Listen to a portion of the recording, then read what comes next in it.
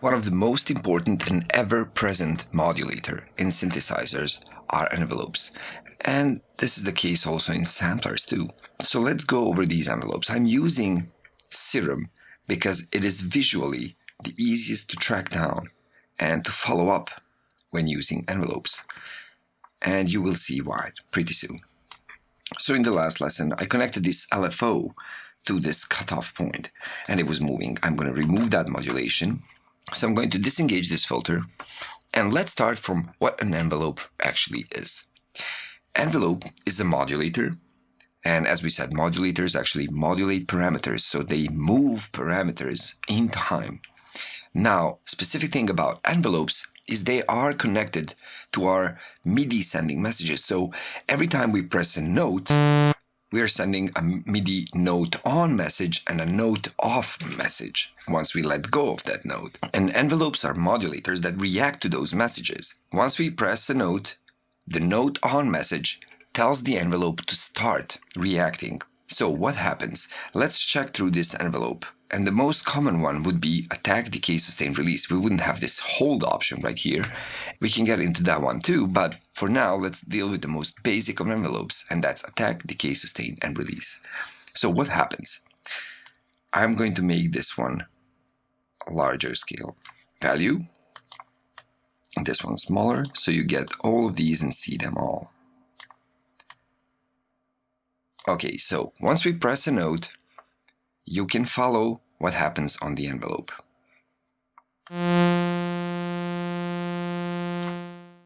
So you saw me press the note. Once I did that, the attack time progressed, decay, and then it stayed right here at the sustain level until I let go of the note. So let's go into detail about all of those. These values right here, all of them except the sustain value, are actually time-based values. Attack is a time-based value. You see that in milliseconds. Decay 2. Sustain is a level-based value in decibels.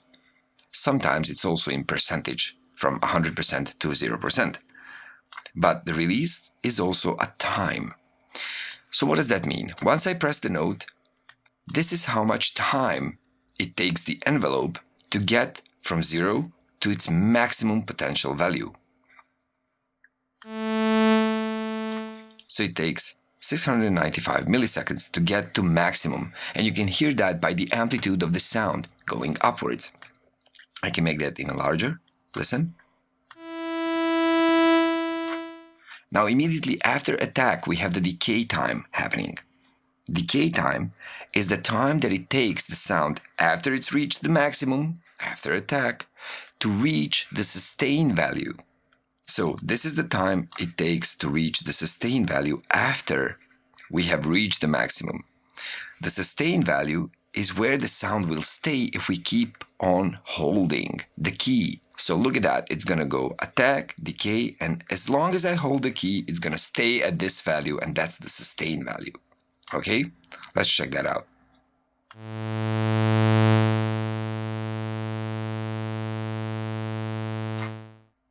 And once I let go, the release time happens. So that's also a time value. Now this sustain value just tells us how loud is the note going to be while we hold it after these two times already occur. So after attack and decay, if we keep on holding the note, the sustain value is where this value of the envelope is going to stay until we let go. Once we let go, the release time happens.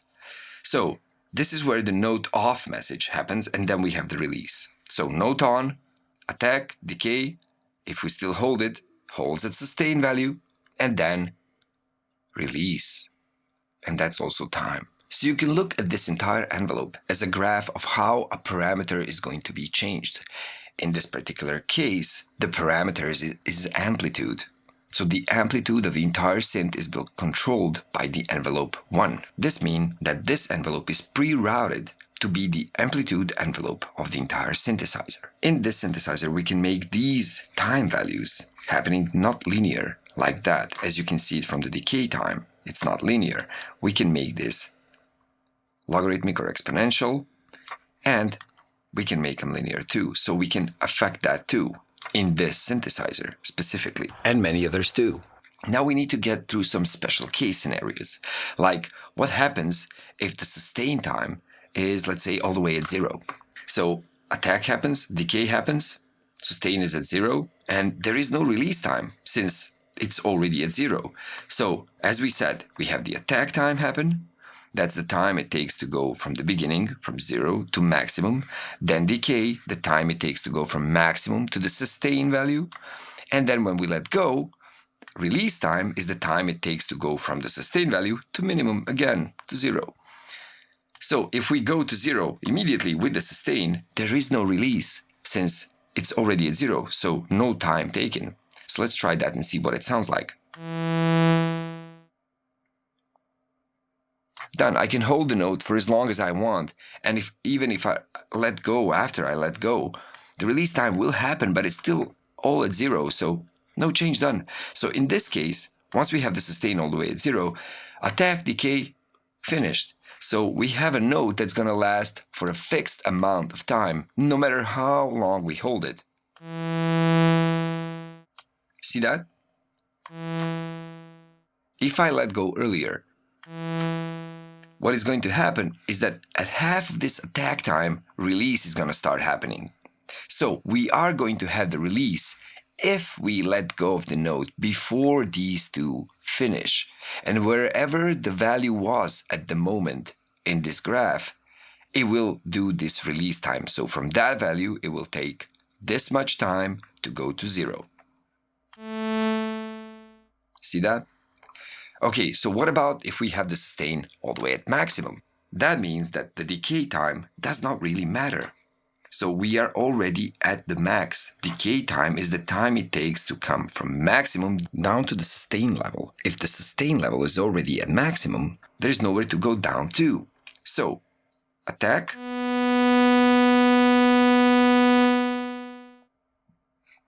There is no decay.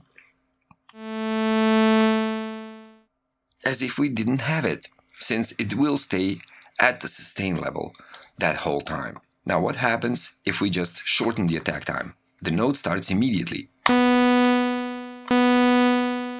That's it. What about if we have the release time at minimum? So the note stops immediately when we let go of the note. So that's envelopes for you. Those are time-based modulators that are actually interconnected with the note on and off messages we sent it with each note we sent to the synthesizer. Of course, we have more than one envelope. This one affects the volume or the amplitude of the synthesizer, of the sound coming from the synthesizer. Let's say we want to use envelope 2 for something else. Let's say we want to use envelope 2 for this filter. Now I can just drag and drop that on the filter right there and see how much it's going to affect that filter. Positively, of course. From this minimum value, it will affect the filter into a positive value, pushing that value from here all the way up to there, as if I moved that using a mouse, just like that, every time I press a note.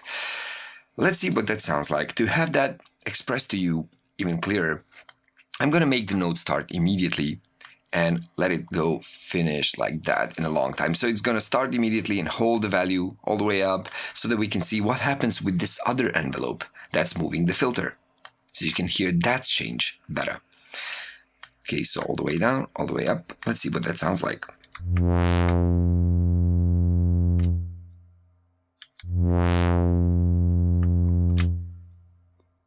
Nice. Now we can use these envelopes and filters to create various different sounds. Let's say like a bass sound, short decay, sustain almost, no release, like that.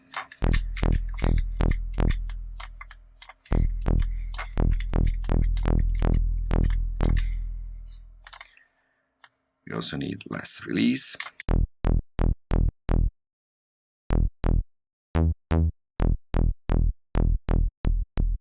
So you can already see that envelopes are involved in every sound made on a synthesizer. They're just used in different ways on different parameters. And it's not just a filter that I can move with this envelope. I can use another envelope to move something else. So let's say I chose here a different kind of a sound. Let's say like this one that also changes like that. So let's see that. And I told this envelope to move that. And made this longer, of course.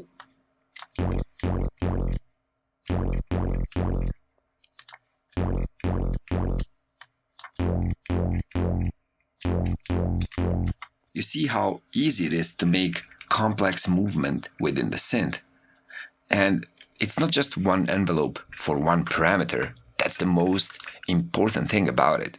I can use the same envelope that moves the cutoff point on the filter to move something else entirely, like let's say the detune, or let's say a resonance. So this one envelope can move as many parameters within a synthesizer as I would like, especially in this synthesizer because it's really versatile that way.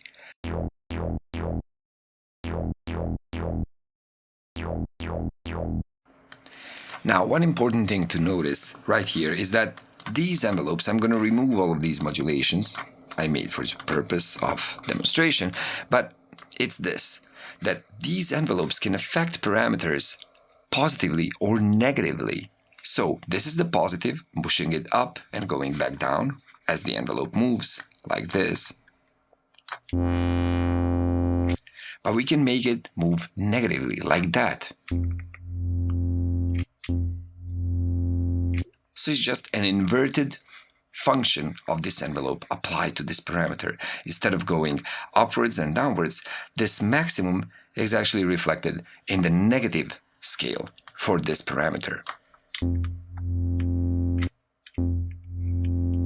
And basically, in a nutshell, that's your envelopes. The only thing left to explain right here is this hold parameter, which is actually a hold parameter, and it's a time value, and it holds the value of the envelope at maximum value before the decay happens. So we have the attack that happens, then we have the hold as time, then we have the decay as time, and then again, you know it, sustain as we hold the note, and release.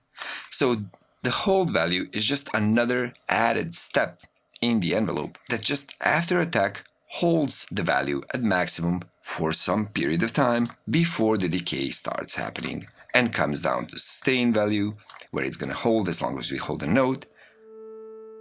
And then when we let go, release to get to the minimum again, and that's it. So we can apply this envelope to anything.